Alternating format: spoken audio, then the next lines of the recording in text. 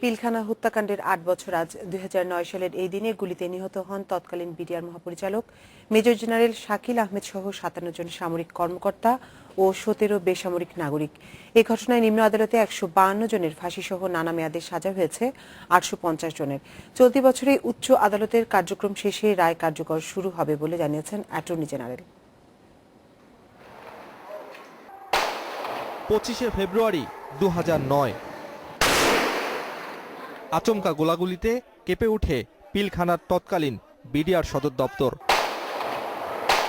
পরিস্থিতি নিয়ন্ত্রণে পিলখানার চারপাশে অবস্থান নেয় সাজোয়া যান, আকাশে বিমান বাহিনীর হেলিকপ্টার। অপারেশন শুরুর আগেই আসে নৃশংস হত্যাকাণ্ডের খবর, বাড়তে থাকে নিহতের তালিকা। তৎকালীন বিডিআর মহাপরিচালক মেজর জেনারেল শাকিল আহমেদ সহ ৫৭ জন সামরিক কর্মকর্তা ছাড়াও গুলিতে নিহত হন ১৭ বেসামরিক নাগরিক। এই ঘটনায় মামলা হয় ৩টি, বিদ্রোহের মামলায় ৬,০৪৬, হত্যা মামলায় ৮৫০ ও বিস্ফোরক মামলায় আসামি হন ৭৮৭ জন।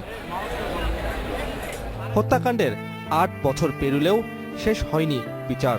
চলতি বছরেই উচ্চ আদালতের কার্যক্রম শেষে রায় কার্যকর শুরু হবে বলে জানিয়েছে অ্যাটর্নি জেনারেল।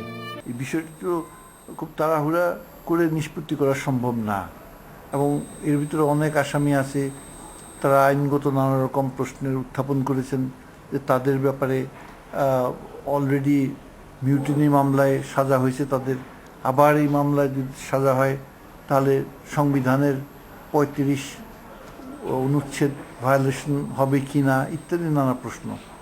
এই ঘটনার পর ঢেলে সাজানো হয় ২১৮ বছরের পুরনো এই সংস্থাটিকে।